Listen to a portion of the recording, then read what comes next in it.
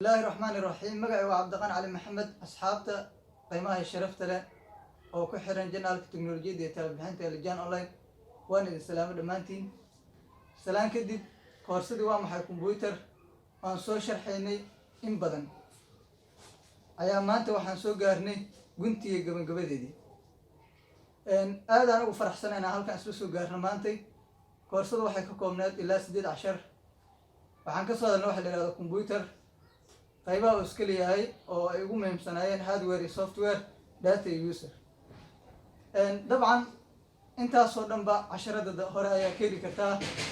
waxaan rabaa maanta inaan soo gabagabayno koorsadii iskuna sheegno koorsada cusub oo aan alxamdulilah koorsadii waa maxay computer waa inoo soo dhamaatay finish. dabcan waan jeclahay inaad wax badan kasoo faa'iideen oo aad in badan commentigiina iyo dhiirigelintiinana waan arkayay su'aalaadka ay soo weydiinayseen taas ayaa u daliil ah inaad wax badan ka faa'iideen. haddii alla subxaanahu watacaala uu idmo waxaan bilaabaynaa wax la yidhaahdo windows 7 iyo windows 10 oo aan isku sharxi doono. windows 7 iyo windows 10 waxay ka mid yihiin system software-yada computerku ay ku shaqeeyaan. waan idin jecelnahay dhammaan inta subscribe-da channelkana way mahadsanyihiin, kuwa like iyo share iyo comment iyo bixiyana sidoo kale way mahadsan yihiin.